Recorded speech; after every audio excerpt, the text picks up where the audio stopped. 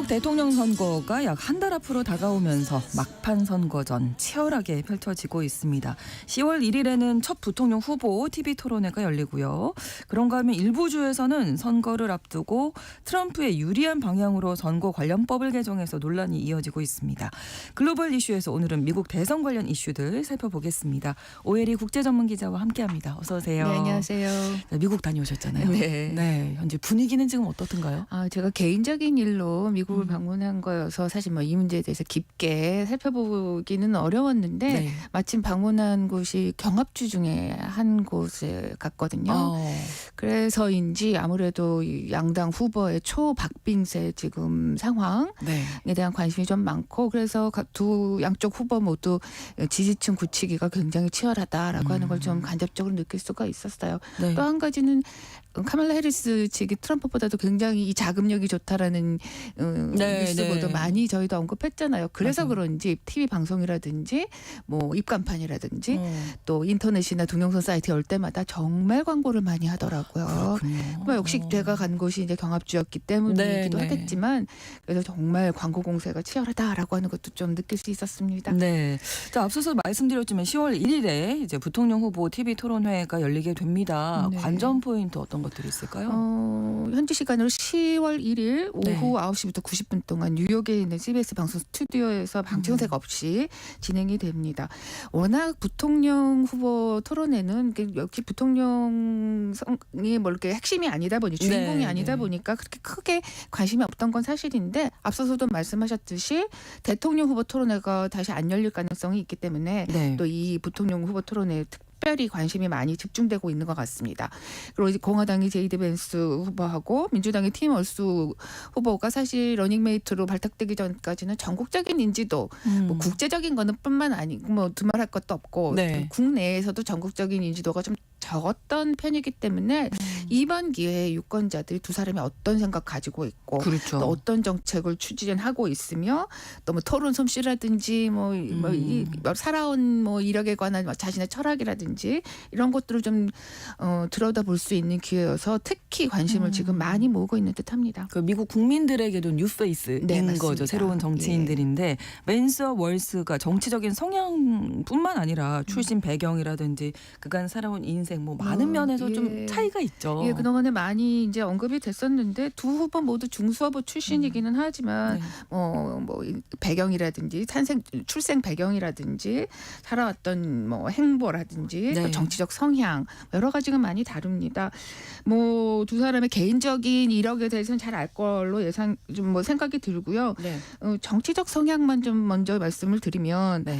이 벤스 후보 트럼프의 공화당 중에서도 뭐 열렬한 트럼프 지지자 중에 한 명인데 그래서 트럼프처럼 아주 강력한 반이민, 반중국 또 강력한 보호무역주의도 하고 또 가족 중심주의를 주장하면서 그래서 또 반동성애적인 성향도 있습니다. 네. 이 민주당의 월스는 푸근하고 좀 보수적인 성향의 그 인상을 가지고 있지만 사실은 민주당에서는 아주 강력한 친노동 인사 그다음에 친서민적 색채가 아주 뚜렷한데 그래서 또 트럼프 측에서는 민주당의 뭐 가장 강력한 급진파다 이렇게 뭐 비판을 하고 있기도 하죠. 그렇군요. 연설 토론 스타일은 그동안에 이렇게 드러난 맞붙은 적이 한 번도 없기 때문에 이번에서야 이제 좀 확인을 해볼 수 있는 것 같은데 벤스는 변호사 출신이잖아요. 그리고 또 그동안에 해왔던 연설을 보면 좀 도발적이고 공격적인 스타일인 것처럼 보입니다. 월스는 학교 선생님을 오랫동안 해서 학생들을 많이 다뤄본 건지 학생들이 집중력을 끌기 위해서는 어떤 말을 해야 되는지 이거 좀 잘 아는 것 같아요. 또 친근하고 또 적절한 타이밍에 유머도 섞을 줄 알고 이런 부분이 있는데 뭐 토론회에서는 누가 더 잘할지는 좀 미지수입니다. 토론회는 처음이니까 네, 맞습니다. 새로운 낯선 환경에서 또 어떻게 대응을 하게 될지도 궁금해지는데요. 내 생각을 말하는 거잖아요. 네, 맞습니다. 그렇습니다. 대선 토론회에서 후보들이 뭐 보면 상대방의 약점을 아주 끈질기게 이렇게 물고 늘어지는 경우가 많은데 벤스, 월즈 이 두 사람의 경우에는 어떨까요? 벤스 경우는 그동안에 그 공식적인 석상에서 얘기했던 것 중에서 특히 젠더 문제, 인종 문제 이런 것들이 공격을 받을 수 있는 뭐 핵심 포인트가 되지 않을까 생각이 듭니다. 또 그 캣 레이디 발언. 그래서 이것 때문에 이제 여성 또 특히 뭐 여러 여성 특히 젠더 문제에 대해서는 좀 비판을 많이 받아왔죠. 네. 또 뭐 개고양이 잡아먹는 이민자 문제 이런 거에 대한 음모론을 또 소셜미디어에 또 퍼달르기도 해서 네. 또 이런 인종적인 문제에 대해서도 공격을 많이 받을 걸로 예상이 됩니다. 월스는 이제 이런 벤스의 면을 집중적으로 공격함으로써 이 트럼프의 반여성 또 인종주의적 정책 부분들은 이제 집중적으로 부각시킬 것 같아요. 네. 월스도 약점이 없는 거 아닙니다. 2020년에 그 미네소타에서 흑인 남성 조지 플로이드가 경찰 과잉 진압으로 사망했잖아요. 네. 이것 때문에 당시 미네소타에 굉장히 큰 시위와 폭동, 혼란이 아주 많았고 이게 이제 결국에는 이제 전국적인 흑인 폭동으로 이어지는 계기가 됐는데 네. 초기에 이런 시위 폭동이 있었을 적에 제대로 대응하지 못했다라는 비판을 미네소타 주민들뿐만 아니라 네. 많은 미국의 시민들이 그렇게 생각하고 있는 부분이 있습니다. 실제로도 좀 그런 면이 있었고요. 네. 그래서 벤스는 아무래도 이런 부분들을 좀 집중적으로 공격할 걸로 보여집니다. 그리고 또 이 월스가 주지사가 된 이후에 미네소타에서 불법 이민자가 굉장히 많이 늘어났어요. 이런 부분 때문에 그러면 또 그 부분 공격하겠네요. 주의 그 유권자들로부터 좀 지금 별로 좋은 평가를 받지 못하고 있거든요. 그런 경우도 공격 포인트가 될 것 같습니다. 네. 최근에 미네소타 현지 언론사가 이 월스 주지사에 대한 그 주 내의 유권자들의 어떻게 생각하고 있는지에 대한 여론조사 결과를 발표한 적이 있는데 네. 주지사 업무 지지율을 보면은 찬성한다, 인정한다라고 긍정적으로 평가한 답변이 49%인데 지지하지 않는다가 47%, 2%포인트 차입니다. 대개 뭐 대통령이 됐건 부통령이 됐건 후보가 되면은 그 해당 주 출신 주에서는 아주 강력한 지지 기반이 있기 마련인데 그렇죠. 이걸 보면은 사실 조금 문제가 있지 않나라고 생각이 듭니다. 그래서 지지하지 않는 사람들한테 그걸 왜 지지하지 않느냐라고 했을 때 특히 이제 시위 폭동 때 민ung했다라고 하는 걸 지지한 사람들이 많이 있는데요. 특히 이 시위 폭동에 잘 대응했다라고 평가한 사람이 44%밖에 안 됐고 제대로 대응하지 못했다라고 하는 게 52%나 됩니다. 그래서 이 부분들이 아마 부통령 이 토론회 때 네. 집중적으로 부각이 되지 않을까라는 생각이 듭니다. 그러네요. 자, 트럼프와 해리스 최근 지지율 어떻습니까? 그 여론조사 결과마다 네. 조금씩 다르긴 하던데 예, 뭐 전국 차이가 네, 전국 지지율은 지금 전반적으로 봤을 때 1~2% 포인트 네네. 격차인 걸로 보여져요. 그런데 이거는 물론 이제 해리스가 조금 앞서 나가고 있기는 하지만 2016년 대선 때 힐러리 클린턴이 지금 시점 때 대선을 지금 시점 앞뒀을 때 상당히 트럼프에 앞서 나가는데도 불구하고 패배했었잖아요. 그렇죠. 그런 걸 봤을 때는 지금은 정말 결과를 예측하기가 어렵다라고 이 정도 보여집니다. 차이 나서는 예, 어렵다라고 보이고요. 2016년 대선 때 이맘때 힐러리 클린턴과 이 트럼프의 각자의 지지율이 어땠나를 제가 좀 찾아보니까 네네. 대선이 열리기 16일 전인 10월 23일 때 네. 그 지지율 결과 이제 여론조사 결과가 발표가 됐는데 그때 힐러리 클린턴 지지율이 50%였고 네. 트럼프 지지율은 39%로 12%포인트나 앞서갔었습니다. 와. 그래서 승리가 확실하다라고 네. 하는 전망이 있었어요. 근데 결과는 그런데 달랐군요. 결과에는 득표수에서는 좀 앞섰지만 네. 선거인 단수는 적어서 패배를 그렇죠. 했잖아요. 이런 것들을 볼 때 해리스 절대로 지금 조금 앞서고 있다고 해서 유리한 국면은 아니다라고 보여집니다. 그러니까 이게 득표수가 문제가 아니라 미국 대선은 선거인 단수가 문제니까 네. 경합주에 우리가 주목해야 하는 이유잖아요. 네.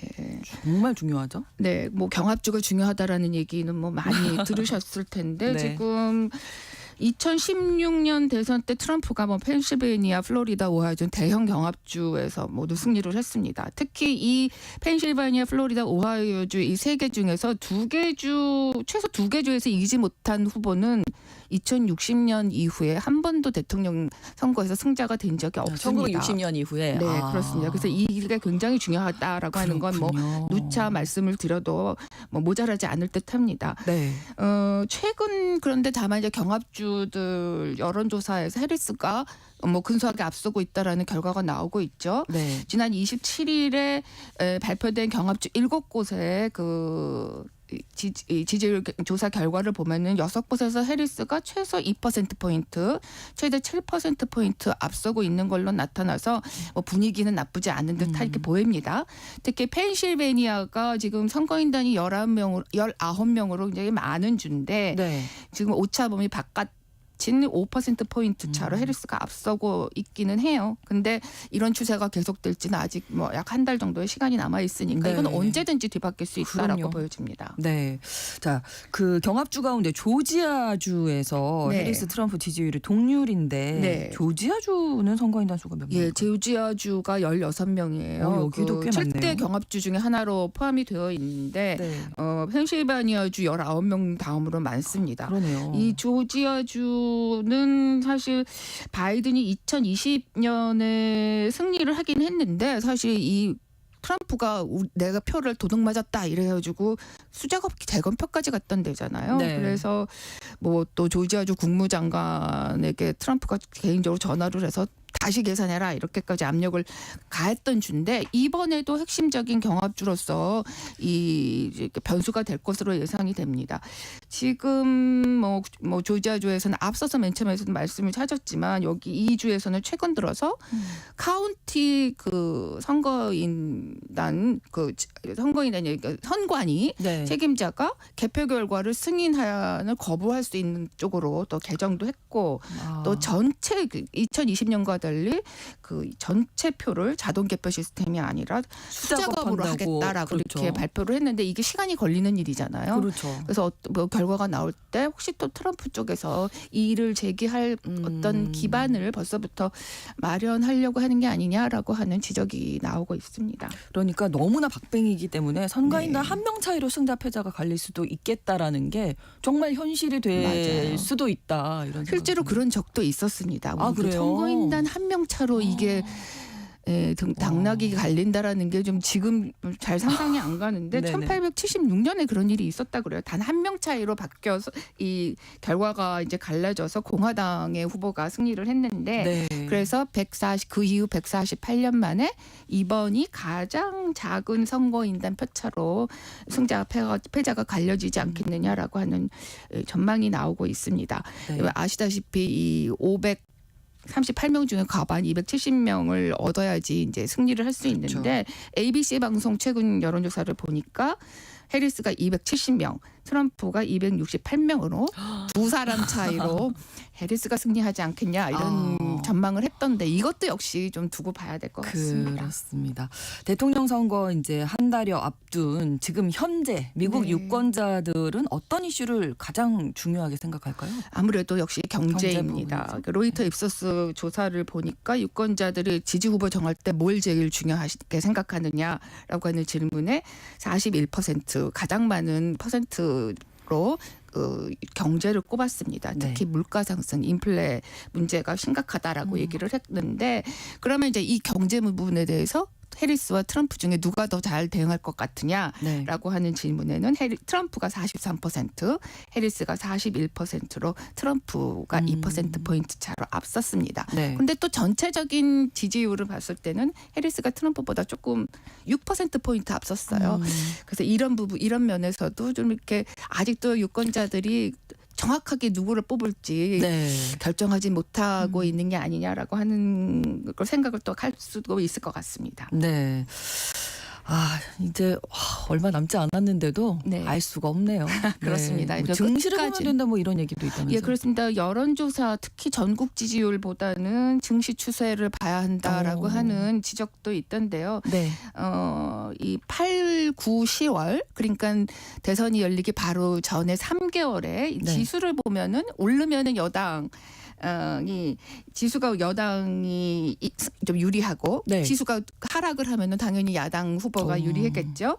그리고 또 요 3개월에 물가 상승률과 실업률을 합친 그 고통 지수라고 하는 게 있어요. 그러니까 네. 일반 서민들이 얼마나 경제 때문에 고통을 느끼느냐라고 하는 걸 데이터를 이제 지수화한 건데 네. 이게 평균치가 상승하면은 당연히 야당 쪽에서 좀 유리하고 이게 하락하면 여당이 또 유리하다라고 하는데 네. 지금 8월에 고통지수가 6.73인데 이게 고점이었던 2022년 7월보다는 좀 떨어졌지만 6월보다는 오르는 수치예요. 그래서 이렇게 보면은 또 트럼프가 유리하지 않겠나. 지금 계속 저희가 모르겠습니다. 어느 쪽이 유리하다는 거를 딱 이렇게 무게를 두기 예, 어려운데 이렇게 좀 약간 엎치락뒤치락 하고 있네요. 네, 글로벌 이슈 오혜리 국제 전문 기자와 함께했습니다. 고맙습니다. 감사합니다. 오늘 방송 마무리하면서도 브라더스 4의 Try to Remember 전해드립니다. KBS 라디오 신성원의 오늘 세계는 내일 오전에 다시 뵙겠습니다. 고맙습니다.